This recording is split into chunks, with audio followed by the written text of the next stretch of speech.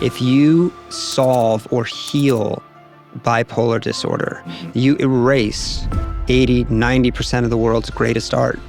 Hello, everyone. Welcome back to No Magic Pill. I'm Blake Mycoskie. You'd think the most dangerous place in the world for a renowned photographer and mountain climber would be in an avalanche in the Himalayas.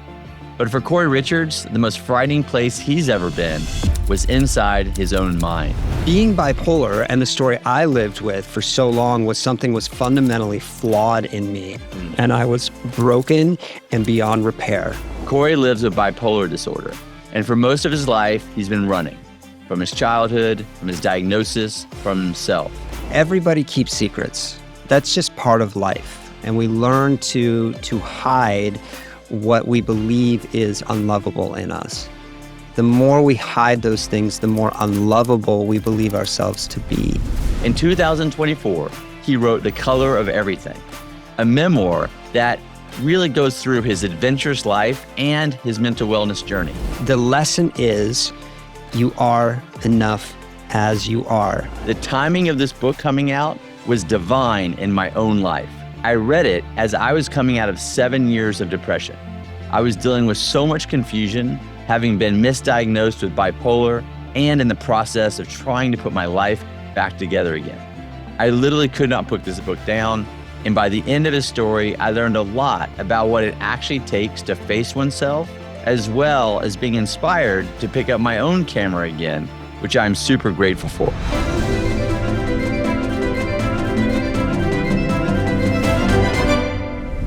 I had so much fun prepping for this interview, and it really started, over 2.5 years ago when I read the book. Yeah. And, the book, I just want to start off the conversation by saying thank you, because you were just so raw, so honest. And that book did two things for me. First is it encouraged me to start being open and honest about my own mental health journey. During my darkest times, I was so ashamed of how I was feeling, and I didn't think that I should be able to talk about what was going on because I had all this privilege and so many other people are suffering in other ways. When I read your book, I had been feeling better for about 6 months. I'd gotten through the darkest time. And when I read your book, I was like, you know what? I think it's time for me to start talking about what's been going on the past 3 years.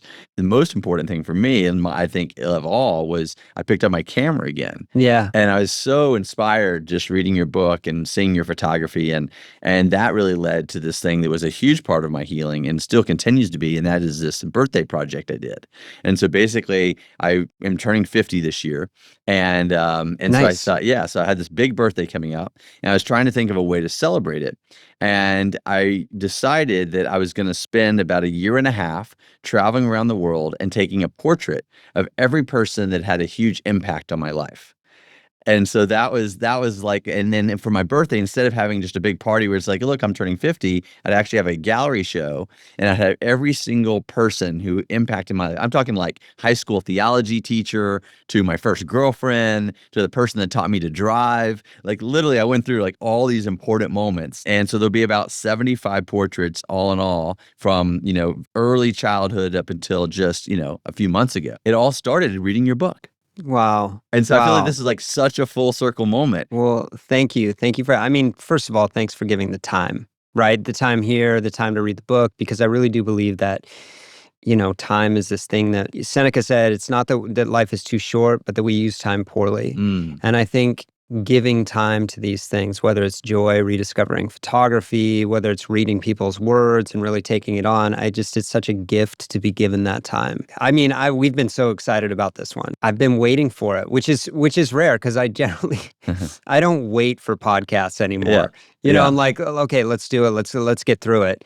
Yeah. But this one is really special to me. I'd like to jump into a very intense part of the book. You're in Pakistan preparing to do a big climb. What happened on the mountain? It was actually Nepal. It's the 7th highest mountain in the world. Okay. And this was sort of like peak COVID. Okay. And we were planning on going back to Everest. We had tried a new route, something that had never been done in 2019. It was on the northeast face and we failed.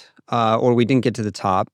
And we were planning to go back. So COVID hit. They closed down Everest from the north side for the first season, 20, and then in 2021 they closed it again. So the world is like shut down. All I have to do at this point is train, and honestly, I was overtraining. I was exhausted. I was exhausted for a year. And the monotony of that kind of training, where you get up early, you go out on the trail, you repeat trails that you've done. It was so monotonous. And I also think that I was very much at a point in my life where I knew, at least internally, that this wasn't working anymore. This lifestyle wasn't working anymore. And when you say that, tell me what the lifestyle was. I mean, for over a decade, I'd been working for National Geographic. And when I wasn't on assignment, I was either on the road speaking or doing endorsement work or something like that, and climbing. And so it was a constant life of stimulation, which is so normal for people who grow up in chaos, because it's what we know. It's comfortable. Anyway, we go to Dhaulagiri as a training run, right, to see what we're doing and see where our skills are at. And we got to base camp really quickly. And ironically, there's a link between high altitude and depression that I never knew about, right? I'd love for you to talk about that. When I read that in the book, it made a lot of sense to me. Yeah. It actually made me question, because I started to get depressed when I moved to Jackson Hole. From sea level in Los Angeles. And so it was also, obviously, I had sold Toms, I had isolated from friends and family, but I also had moved to Jackson, which was, pretty high elevation compared to where I was living. It's a fascinating link. And so we jumped up to 14,000 feet really quick. Rather than hiking up and allowing our bodies to adjust, we took a helicopter, we landed, we were the first of the season there, and we were in a place where base camp wasn't set up. So, but what I had noticed, as soon as we got to Nepal, my mood started riding this wave. And it was quick to tears, very emotional. I wasn't sleeping. I chalked it up to jet lag. I wasn't hungry, and I sort of chalked that up to jet lag as well, and just readjusting my system. We go up to base camp, and it takes us 3 days of pretty monumental effort to carve out a place in these rocks, right? And then I got really sick. I thought it was COVID, but it wasn't. And my brain started to speed up, and to the point where, thoughts are very clear, but also don't make sense. They're not linear. They're just sort of chaotic, and there's this noise that is so overwhelming in the mind, and yet it's not external. So everything becomes this duality. There's a duplicity to the experience, and then it was like a sort of a war between elation and depression, Which is very common for bipolar, correct? Very common. And then the team one day went to look for access to the lower face above us. And it was a very complicated route. It was very dangerous. Nobody had ever done it. And I was in my tent, and I just started sobbing. I started crying in a way that was so guttural. The sounds that were coming out of me were almost foreign. It is sort of shocking and alarming to hear myself cry that way, and scary. And when you're in that moment, do you look back on it, and were you in a kind of a observer state, or were you in it? Like, were you seeing yourself having this massive reaction, this just outpour of emotion? Were you like in Cory Richards' body then, or when you were someone who experiences these symptoms of bipolar, or do you feel like you're kind of removed looking at it? Because I really want to take someone watching or listening who doesn't have experience with this into the actual experience. What was it like? That is such a good question, by the way, because nobody's ever asked that before.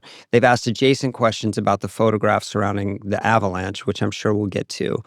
But for me, there's a separation where I can observe and be immersed all at once, which is also in its own way very jarring, right? It's because there's almost a shame around the knowledge and the acknowledgement of yourself, and then the inability to escape it. Or to control it. To control it at all. And so I was in my tent and I was screaming into my sleeping bag because I didn't want to alarm the kitchen staff and whatnot. And I was just crying in a way where it's almost like the release of fluid is so monumental that it's kind of everywhere. And I actually see, this is where it gets odd because I have footage of it. Mm. So I'm aware of it. I'm Mm. very aware of it. And I'm also aware that this is somehow a seminal moment in my own life. Wow. But to film it feels self-indulgent, right? And I think people don't understand that you can be existing in both spaces. You can be aware that this is a very real moment and it's worthy of documentation. Which is your craft, Right, exactly. So And that's you can't separate necessarily an artist from their art, right. or a photographer from their craft. Like, and I'm glad you brought this up because I even sometimes feel ridiculous myself when I'm like experiencing something, maybe with my son Wubed too, and I'm also like, wow, if I shared this would really help a lot of people. Right, And right. so I said, let's go ahead and film this. I'm going to tell you again what I just told you, and when I Yeah. put it on social. And I totally understand what you're saying right now. Yeah, it's so odd. And I never posted that. I've shown it in speeches. Mhm. But I think at some point I might. And that comes down to a sort of a conflicting relationship with social media that I have. But I was there. I was trying to read. I forget the book, but it was all about love, and I kept having these almost grandiose ideas, and then yet this catastrophic depression. And I made the decision that I had to leave. Mm. And we've got hundreds of thousands of dollars invested. We're making a film about death and dying and family and my dad, who had cancer at the time. And the team came back and I walked into the kitchen tent and I just said, I'm done. And there's of course shock, awe, anger, confusion. And they're like, what do you mean you're done? Yeah. And I'm like, I'm done. I'm done with this life. Mm. I'm done with this lifestyle. I'm Mm. done with this expedition. I can't keep going. And there was fury, and understandably so. My climbing partners were like, what the are you talking about? Yeah. And You're on a team. I'm on a team. Yeah. And the filmmaker, Tommy, was furious. At the time, they understood. In the moment, it was like, okay, you got to go.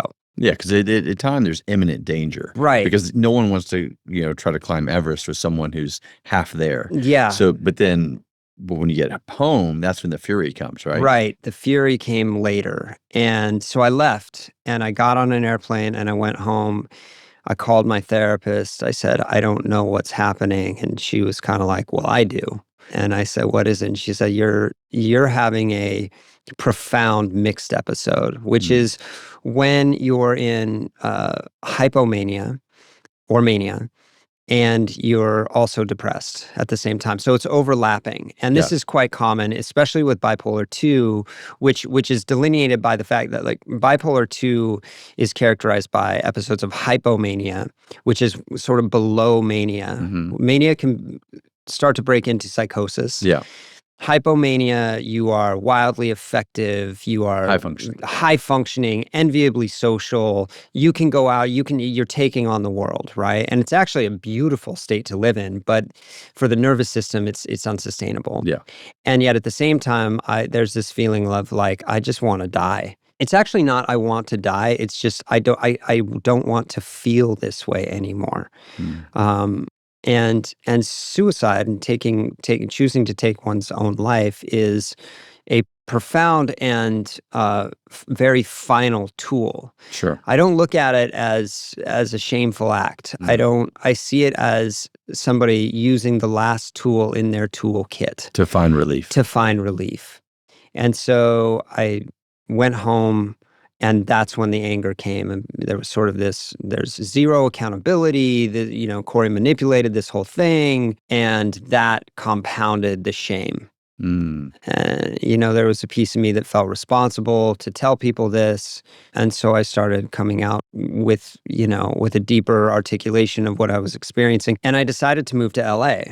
Now, before you go to LA, had you at that point in your life talked publicly about bipolar and hypomania and what a mixed episode might be? I had talked about my bipolar diagnosis and anxiety and You depression. had. Yeah, I started doing that really forward-facing in 2016. Okay. And one of the first times that I really articulated it to a mass public was when we were doing Everest No Filter Okay. with Adrian Ballinger. And then we did Charlie Rose after that. Okay. And he asked the question. What about how much did this episode result, you think, from the avalanche and the PTSD from the avalanche, which was what, 10 years before Yeah, this? it was in 2011. So yeah, it was. So how did that play an impact on this or not really? I'm sure it had an impact, Okay. but I think overarchingly or underwriting it all was this knowledge that my inner self had, which was this doesn't work, and you're not paying attention to me. Mm. And I think this is common. It's it's one of those sort of immeasurable things, but you hear people talk about it, where your inner knowing, your inner self will take care of the situation, Yeah. even if you're not outwardly doing it. And I think that was part of this. The stress of the rejection of self Yeah. will inevitably try to resolve itself. Mm. And that's what I think was happening. Yeah. The stress was so overriding that it triggered in me this episode. Which I think for people who aren't bipolar, I think what that same situation often triggers is severe depression. Severe One of depression. my favorite, I've talked about this a bunch, but I'll keep on talking about it probably till the day I die is, when I was really, really depressed, I saw this YouTube video with Jim Carrey. Yeah. And Jim Carrey was talking about in his experience of depression, it was basically like he realized that he had created an avatar that his soul no longer wanted to be. Right. And that's exactly what you're saying is that, your inner self knows like this is not working. I don't want to play this avatar anymore. Yeah. I want out. And, and that often triggers depression. In your case, the combination Yeah. of this, episode with the depression, then you get back. And, the fury and the anger and then the shame comes in. I also know that shame is probably the most dangerous emotion. Yeah. Especially for men. Yeah. So talk to me about the shame and how did you deal with that part?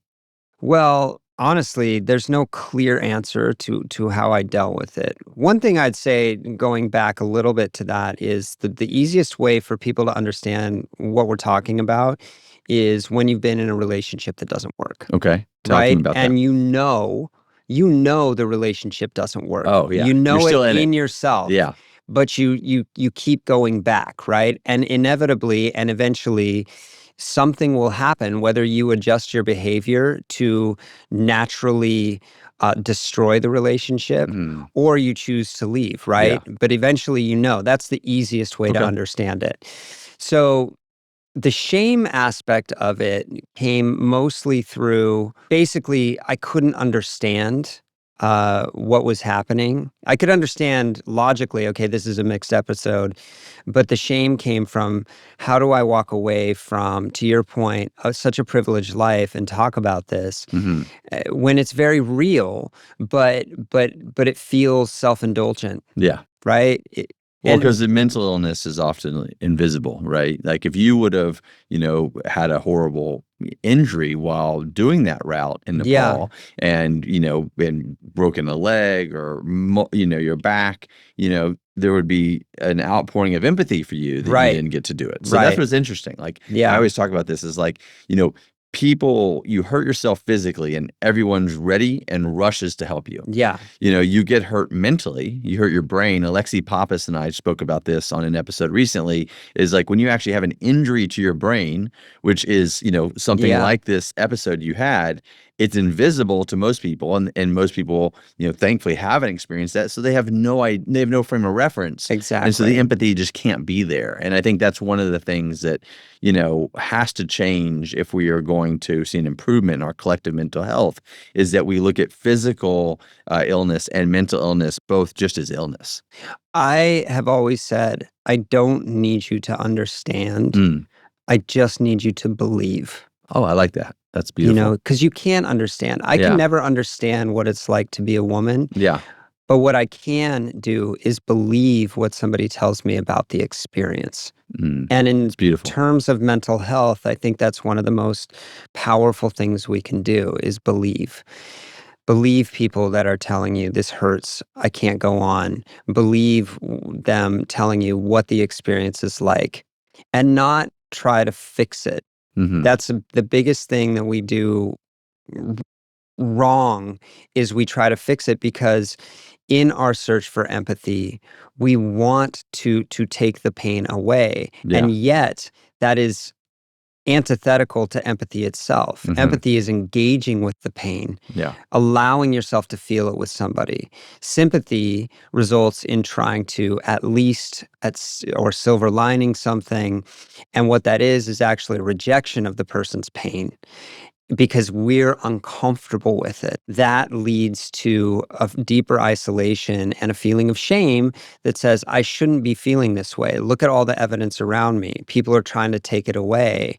And yet, what I need in this moment is to not be fixed or altered. What I need in this moment is to be accepted and believed. Well, you went to LA after that, right? Yeah. You said? So you go to LA. Talk to me about that point in the journey. What were you doing actively to kind of heal? And when you went to LA, and what was kind of the purpose of that? I think surface level, I was trying to just avoid things. Okay. You know, because the community was back. Yeah.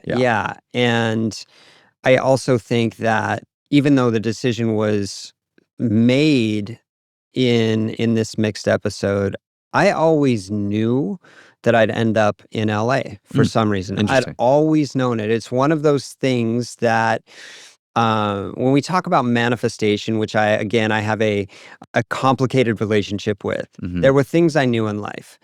From a very early age, I knew I was going to shoot for National Geographic. I knew I was going to be a professional athlete, and I knew that I would end up in LA at some point. I just knew it.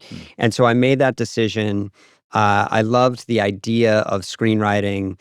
I thought, okay, I'm going to go out, I'm going to do this thing. And of course, you know, people are looking at me like, great, cool midlife crisis, bro. My parents even were like, what the are you doing? You know, you have this sort of idyllic life and you're going to just walk away and change it all. And it sounds crazy. And I went out, I got this beautiful little apartment in Santa Monica, and I sat down to write. And I realized that I was trying to write about the wrong thing. And then I realized that I was trying to write in a methodology that I had no idea how to do. I went back to that old statement, you know, write what you know. And I started writing with these little exercises that my girlfriend at the time was kind of making me do. She's like, let's go to a cafe and I'm going to pick somebody or a thing. Oh, yeah. I like that. And you're going to write a one-page story about it. And so I started doing that. And then I thought, maybe it's time to start writing a book. And I also, one of the things I also knew is I was going to write a book at some point. Wow. And so what year is this? This is 2021 still. 21. So how long did it take you to write your book? It took about 2 years. Hello, everyone. I decided not to take advertisers for this first season of No Magic Pill. Instead, I want to use a break to talk about a few things that have had a huge impact on my mental wellness journey. The first thing I spoke about in my episode with Michael Pollan. It's an AI therapy app called Sonia. Now, I was super skeptical when I first heard about this, but I met the founders at a mental health conference. They encouraged me to try it. They said it was HIPAA compliant, totally secure. I've been using it for 6 months now. I still have my therapist, but I don't know about you, but like at 4 a.m. when I wake up with a ton of anxiety, or I'm up late at night ruminating about something I wish I hadn't said, like my therapist isn't available at those times of day. So that's when I go with Sonia, and it has had such a huge impact on my mental health. So the company just launched. It's in the Apple App Store, and they let you try it free for a couple of weeks. So whether you have a therapist or not, it can be so helpful. I've told all my friends about this. My dad's using it, my sister-in-law, and I'm even using it like a life coach as well as a therapist. Like I tell it like, hey, send me a text on Mondays and Wednesdays and make sure that I'm actually in the gym. So I want to show a real short clip of me actually using Sonia so you can get a feel for it. I'm here. What's on your mind right now? Oh, I'm just feeling a little stressed about things right now because I feel like I've got so much going on and I really don't know how to prioritize it. When everything stacks up at once, It can blur what actually matters and make that old not enough story get louder. Let's slow this down by picking one thread to start with, what feels most pressing in this moment. The important reframe is this.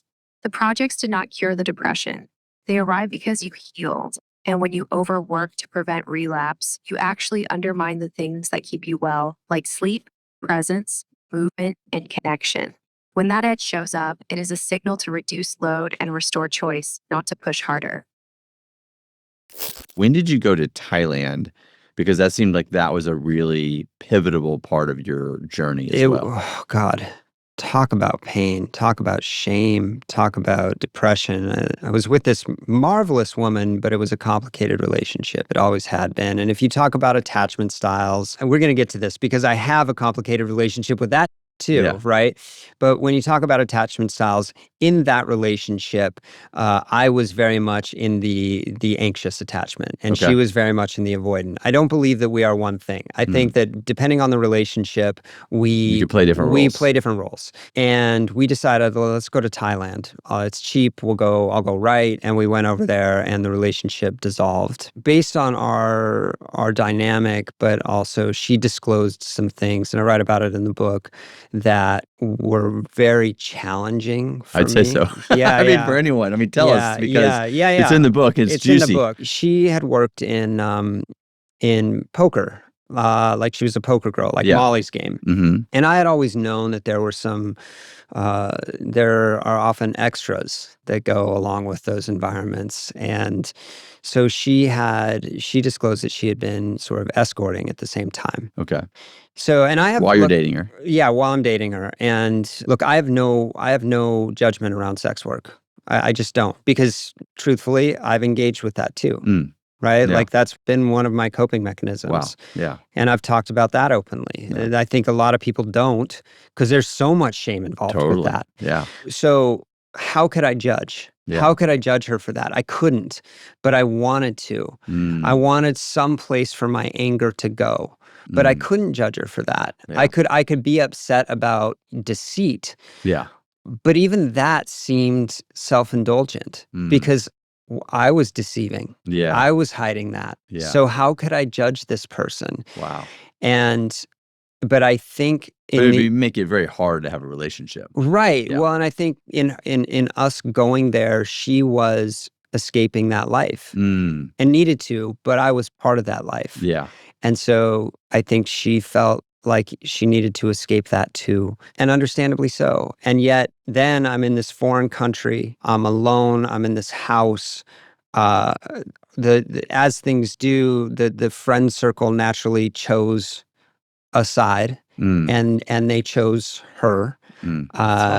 And then this profound isolation set in, and I moved back to LA after about 3 months, and that's when the writing really started clicking. It really started to pour out. And I think this gets to a question of, do we need pain to create? And do we need to be the mad genius? Does there have to be madness to create great art? And I want to say there doesn't, but evidence would suggest that that's commonly a part of it. Well, one thing I was curious about is during that relationship, if you look back, it was like, oh, it's pretty clear that this was going on. Yeah. But you really had turned a blind eye to it Yeah. for quite some time. Yeah. I think that this can, be applied to so many things in a mental health journey. Yeah. I look back at my life and I'm like, okay, when I was really suffering, I was living a lifestyle that was not at all who I am, speaking about what kind of the elephant in the room was. And so I just think that, for anyone who's listening and watching, I'm glad and I appreciate you being so open and vulnerable about this, because it is uncomfortable. But I think what hopefully it will do is encourage someone to really, if they are struggling right now, like get a pen and paper and write down, like, what are the things that you're not telling anyone? Yeah. And then eventually that'll lead to, what are you not telling yourself? Well, it's interesting because in the book there's another place, and I had done this before, and this is classic, where we repeat patterns. In my marriage, I had been unfaithful. I had not addressed the things that needed to be addressed, and I was still not addressing them. And in the chapter in the book where I write about that, where I talk about infidelity and I talk about secrets, I was in Africa. I mean, it was the hardest expedition I've ever done. We're on this river going from the Angolan highlands through Namibia into Botswana, and it's these long days of just absolute torture, and yet you're immersed in nature. So there's this wholeness to it, and also this slow, steady reduction. And I felt so bare, and it was during that time that my ex-wife and I had sort of engaged with the legal path to end the marriage. And when I wrote about it in the book, I talked about termites, because this environment that we were sort of seeking, the Okavango Delta, is built by termites. And the way termites work is they kill things. They feed on death, basically. They feed on decay. Yeah. And they build these islands in the Okavango Delta. And those islands become these places of refuge. And the way it works is they build these termitariums, and then so they're the tallest place sort of around. Birds come, they perch on them, they seeds, and then plants start to take root. More sediment starts to coalesce and gather around it, and they build these islands in the Okavango Delta. And I had the sort of realization, back to the original point, that like secrets are the termites of love and intimacy. Oh, They destroy it. that is so dead on. They will eat it until it is so porous that it collapses. And yet, they also point to these islands of refuge. To your point about what we're not saying to ourselves, they point us towards exactly that. And the more we keep secrets, the more we erode internally. Look, everybody keeps secrets. That's just part of life, and we learn to hide what we believe is unlovable in us. Yes. And the more we hide those things, the more unlovable we believe ourselves to be.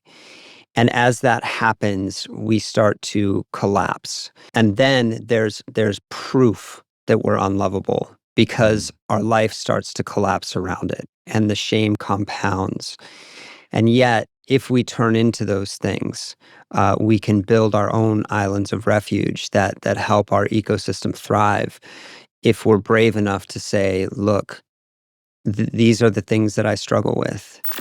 This might sound crazy at first, but this year I met some engineers from Nike who invented a new type of office chair that has not only changed my life, but actually saved my back, especially because I am on about 5 hours of Zoom calls every day. The MOOVLAB chair has 2 different pivot points under the seat, which keeps your body in continuous micro movements all day. The founders told me it is the equivalent of taking 3,000 steps. And all the lubrication of your joints and the blood flow is why my back no longer hurts. And I can focus on my work so much better. I loved it so much that I actually joined the team as a co-founder. And I will be sending one to every person I know when we launch this fall. If you're interested in learning more or pre-ordering one, we only have 500 in the first run. You can check us out at MOOVLAB.com. And that's spelled MOOVLAB.com. I decided not to take advertising for the first season of No Magic Pill, so I could actually use these moments to talk about something I'm super passionate about. Now, one of those things is my morning routine. And every morning it starts the same way. I drink morning water. I take this packet, I pour it into this bottle, and I drink it. Now, what's in this packet? It has creatine, L-theanine, magnesium, many other supplements, electrolytes, basically all the things that I used to have to take so many supplements for. I mean, my kitchen counter, it looked like a pharmacy. I mean, it had bottles of pills and pills and pills, and half the time I would even forget to take them. So now it's all in this simple formula that my friend Austin created, and I do it every day. And this month, we're giving everyone a special offer.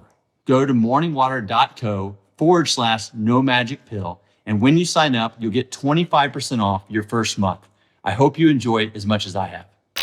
I would love to spend a moment, and then we'll come back to your story, but just like, how do you think about men's groups? How has it been important to you? If someone is listening or watching and they're a guy and they don't have a men's group, what would you tell them? If they're a woman, what would you tell them to tell their man about a men's group? Because it seems that it's been a really important part for you. It's been a hugely impactful and important part. So men's work for me started with a guy named Kenny Kane, who is one of my deepest, dearest friends. The idea is like, where do you go when you're a kid to talk about all your secrets? You go to the Treehouse. Treehouse is a structured men's group where there's 8 at a time in a cohort. And we Okay. run several cohorts concurrently. Okay.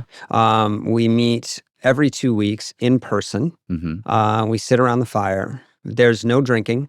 It's structured around eating together, sometimes doing a little breath work, but Yeah. not intense breath work. That's not really why we're there. And then we'll have some structure around different aspects that we want to address. So the first one being purpose. Like, what is your purpose for life? And one of the exercises we do that I think is so amazing is boiling your purpose down to a single word. I worked with this guy, Dave Phillips, who's amazing, up in Vancouver for years, back in the Tom Shoes days. Yeah. And he has a whole book. It's like a tiny little book, but it basically helps you go through all your values and all these things. And you finally get to like one word. But the word is not, for example, when we did this, I was like, storytelling. And Kenny's like, that's not a purpose.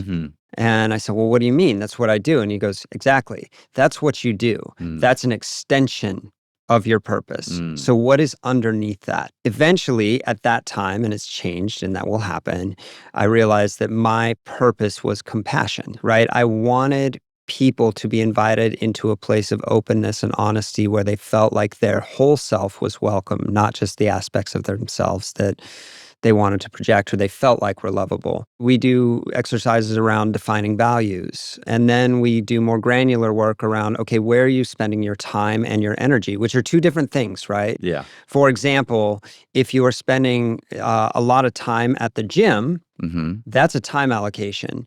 If you are spending a lot of energy being pissed off that you're not going to the gym, you can be spending a huge amount of energy thinking about that. So the way that works is you have essentially 10 points of energy and time. And you look and you go, okay, where am I spending my time and energy? After we do the exercise, we get to a sharing point. So there's some structure there. Yeah. I think that's good. I do think having some structure, having some prompts can be really helpful, especially getting guys just talking. One of the things that like I'm really hoping comes out of this conversation in this episode is that if someone's listening or watching and they're not in a men's group, to consider it, to consider either starting one or getting a few guys together and just testing it out. And then if you're a woman listening and there's a man in your life who's not in one, really encourage them to think about it. Yeah. There is no magic pill. That's what I would call the show that. But if there is something that has been somewhat like a magic pill for me, it's been my men's group. Another thing I'm really passionate about is therapy. I read this quote. I can't remember if it's in your book or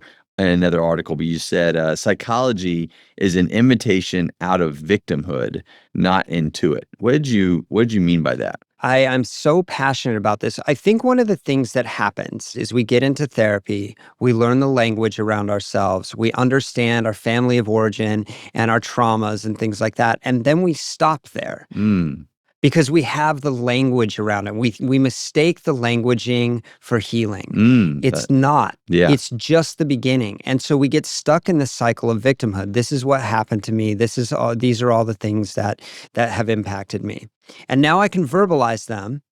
And in doing so, I think I've healed. That oftentimes becomes its own form of victimhood. Psychology and the understanding of what happened is the jumping off point so we can ultimately let go of those things. And we're living in agency rather than victimhood. This is going to be one of my great plugs for the Hoffman Institute. Have you done the Hoffman? I haven't done Hoffman. So I'm a huge proponent of Hoffman. I did in 2016, had a huge impact on my life. But that is exactly what Hoffman's about. Yeah. It's about taking you to the place of really deeply understanding what happened, giving you some vocabulary, but then the second half of the week is all about, how do you let go of this? How do you forgive those people in your life? How do you forgive yourself? How do you have the tools to move forward? It's one thing that I really appreciate about, what you wrote in the book. You f***ed up a bunch. Oh. And you've been on an apology tour. Oh. Yes. Like you have really embraced the art of the apology and have asked many people in your life for forgiveness, which is also, I think, helped you turn that lens to yourself and forgiving yourself. Apology is one of the most powerful tools we have, and specifically self-forgiveness. I don't think that necessarily means you always need to apologize directly for something that has the potential in doing so to harm the other person. Yes. And Or they're bring up that pain again. exactly. I mean, there's people that I hurt, many years ago in my life that I have done a lot of work actually with Hoffman around forgiving myself for, and then just energetically sending them my apology. But I'm not going to call that person Right. and bring it up again. And who knows? I mean, that's very self-indulgent. Now they're living their life, and I'm going to interrupt their life so that I can maybe check a box. Feel better And about I think you see yourself. this a lot in AA. Right. Because Right, there is yeah. a big part of the 12 steps that is admitting the wrongs you've done and the harm you've caused because of them. One of the things that, I would love to also unpack is, I think a quote I'm going to read, it says, "What if mental health conditions like bipolar, ADHD, or depression aren't things to fix, but unique ways of experiencing the world?" What did you mean when you said that? I was very depressed, and I had this realization that this was somehow a gift, because in feeling these things, it made me more capable to connect with other people who have the same experience. And in doing so, I can engage with real empathy and understand it more holistically. I don't believe that these things are meant to be healed entirely. Mm, I think they're meant to be managed. If you solve or heal bipolar disorder, you erase 80, 90% of the world's greatest art. We don't want to do that, yeah. right? What Yeah. we want to do is manage them so that people stay safe. Yes. Because feeling them isn't necessarily bad. Mhm. It's just uncomfortable. Yeah. And there's a big, big difference between the two. The episode I was just talking about did not happen that long ago. Okay. And this is something that people don't see about my life. It's very easy to externalize it and look, okay, you've done all these things and you're only 45 years old and that, you've lived multiple lives. It feels really good to hear, but they don't see the days that I can't get out of bed. Mm. And recently I had one of those, and I've used every modality. I've used psychedelics and meditation and pharmaceuticals. And yes, I still take medication. And I don't believe in this movement that says we don't need any pharmaceutical help. On this show, I do talk a lot about with people, who have not had good experiences with pharmaceuticals. When I was misdiagnosed with bipolar, I was put on 4 different meds that largely took me from a very depressed person to a suicidal person, which was very scary. I then got off all of those meds, but then I added another med, trazodone, which was really helpful for me in getting my sleep back and then monitoring my mood. And I just recently have kind of weaned myself off that because I got through that. So this show is definitely not anti-med in any way. And I'm so glad to hear that you are objecting to this kind of movement that is percolating out there around that, pharmaceuticals are bad, because that is not at all true. And there's a lot of, evidence that shows that many times they don't work. And if they are working, it's a placebo effect. So each person is different. So with you specifically, because there might be someone, hopefully there is someone watching or listening that either has been diagnosed as bipolar, or they feeling that they maybe are hearing your story and they aren't on meds. What meds have been the most helpful for you? Yeah, I mean, we hear these anecdotal things that I changed my diet and it changed everything. Okay, that might have happened. That can be very true. But it's important that we don't categorize things by the exception and not the rule. Yes. I do think we're overprescribed in this country. I think we jump to that solution too quickly. For me, I was in this spell. I was very depressed, and I thought to myself, there has to be a better way. I don't have to keep going this dark. Yeah, fighting this hard. I don't have to fight this hard. So I rearranged my medication, and I take 3, and people are going to be like, oh my God, that's so many. But they're all for very specific purposes. Lamotrigine, which is one of the longest standing, best medications with very few side effects for sort of mood regulation. I take Vraylar, which again, very safe, very effective for bipolar 2 specifically. And that kind of helps with the lows, right? And because bipolar 2 and things like ADHD are very overlapping, yes, I have a very hard time concentrating like incredibly hard. Wow. You've done Like, great on this show so well, far. thank you. That's because of the third medication. Okay, great. I take a very low dose of Adderall. Okay, got And it. that Great. helps just narrow it down, right? Just makes And life easier. it just Yeah. makes life easier. Yeah. But that leads into another really good point. Diagnoses come with these huge stories, right? And there's a lot of shame around the stories. And so people don't talk about them. Yeah. I don't know if you saw the doc, The Dark Wizard, I've not. by Sender Films about Dean Potter. Mm. And I want to see it. it's absolutely exceptional. Okay. Yeah. A woman that it's- worked for me for a long time, Jen Rapp, was Yeah. was with Dean. Right. Yeah. She was his romantic partner when he passed. Yeah, and he, at one point, and it talks about it in the documentary, so I feel comfortable talking about it. He was on medication, and he was like, "If you ever tell anybody, I'll kill you." Right? Oh, wow. And those were basically his words. And that amount of shame around a diagnosis is so powerful, because what it's doing is you can see it's a result of the story you're telling about what's You're faulty or something. You're quote broken. unquote wrong. You're Yeah. broken. What's Yeah. wrong with you, right? Yeah.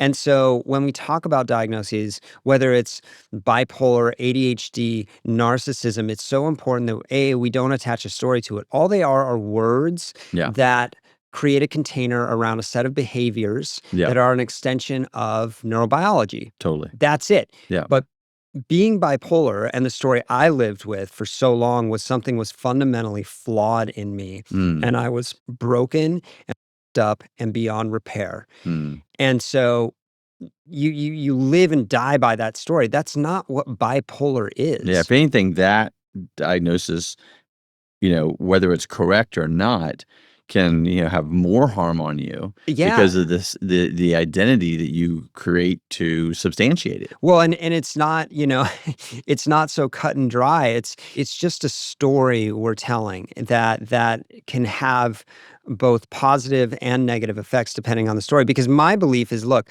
bipolar can be, and ADHD, ADD can be superpowers.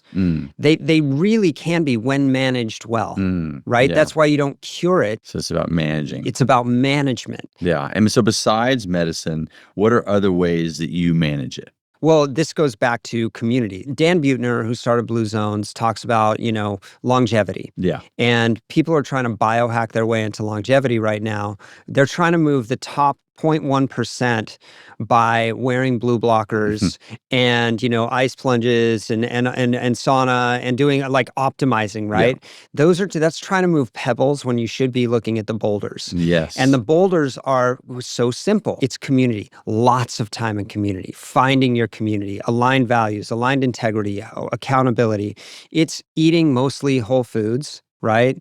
And if you can bias towards plants, that's great. You don't need 200 grams of protein a day unless you're trying to be a super beast. Yeah.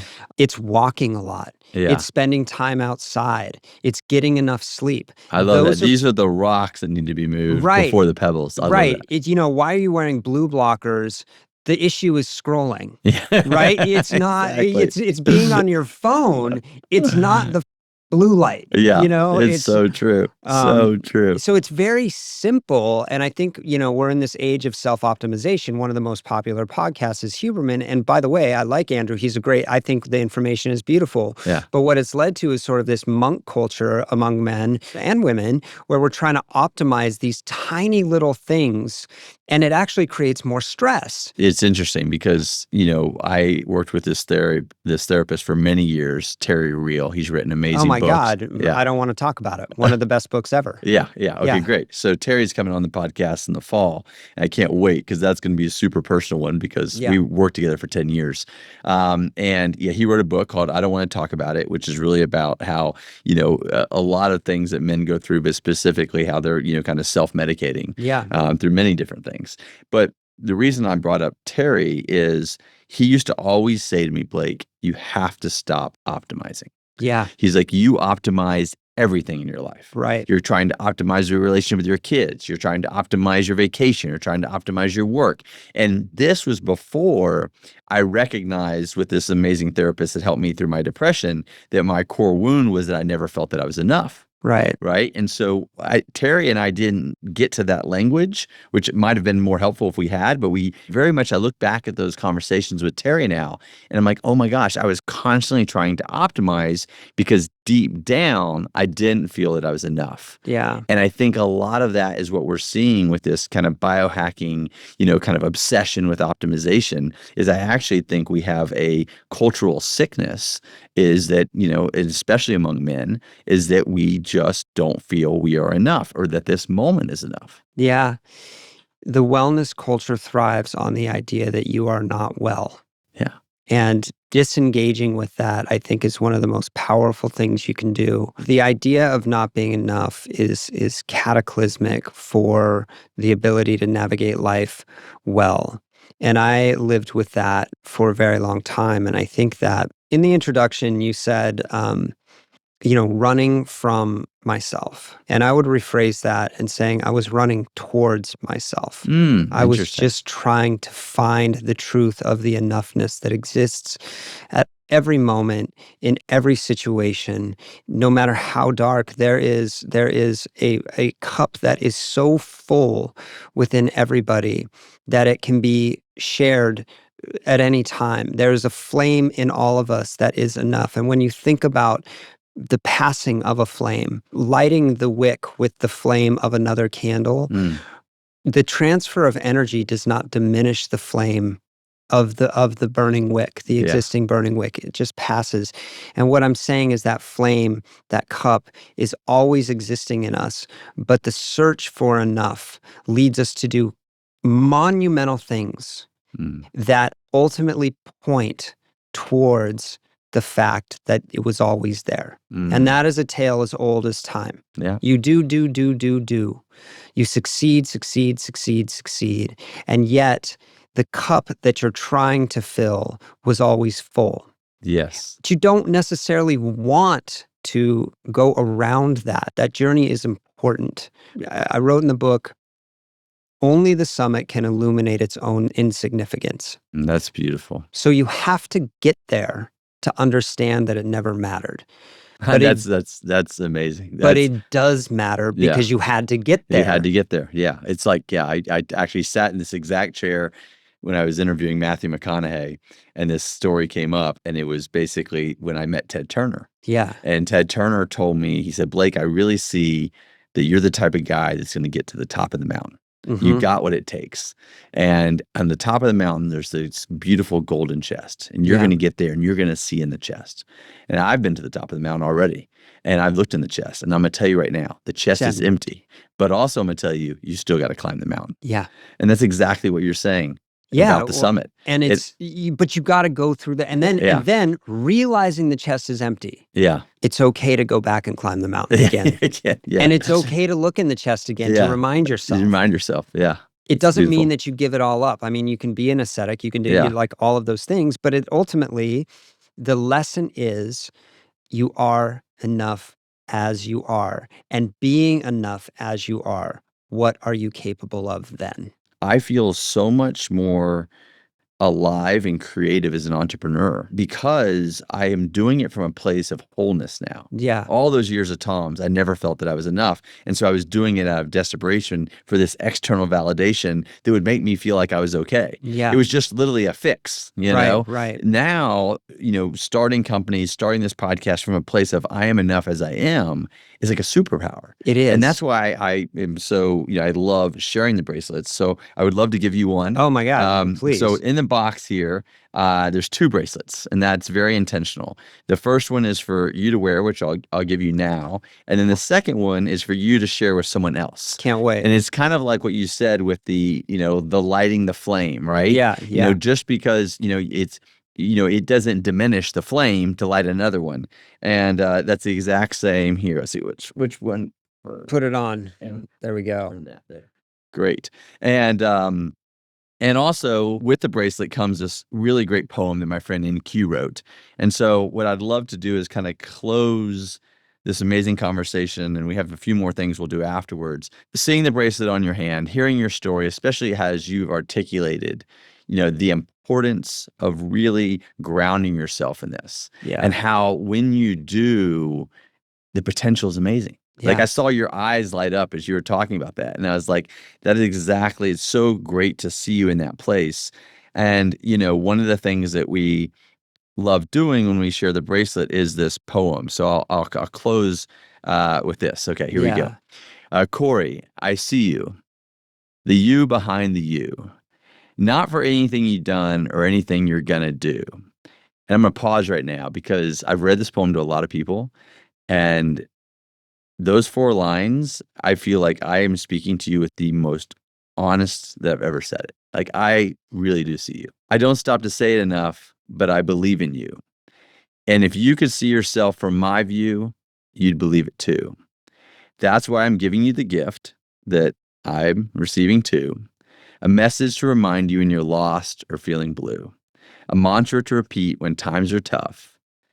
Because no matter who we are always enough. It's a silent prayer I'm sending for the world's mental health. I wear this symbol for myself and as a bond to someone else. It's a blessing and a gentle push to never give up. Because no matter who you are enough. And every single word, even though my friend Adam wrote it, I feel like today when I read it to you, every word was my own. And I look forward to who you'll share the bracelet with. I just am so excited for this conversation to get out there. This has been such a healing journey for me. Like I said, started with reading your book, bringing my camera back out, doing the birthday project, then being encouraged to do the show. And what an amazing thing that was, a year and a half ago. Yeah. And here we are sitting here today, Yeah. just getting to share this journey. So Cory, thank you so much for coming on the show. This has been absolutely amazing. Thanks for having me, man. If this episode spoke to you, please share it with a friend, family member, or someone you love. Because No Magic Pill is not just a podcast. It's a resource to help us all live better lives. Hit the subscribe button so you never miss an episode, and let us know what you think by leaving a comment. A quick note that this episode is for informational and entertainment purposes only and is not intended as medical advice. Always consult a qualified healthcare professional regarding any medical questions or concerns you may have.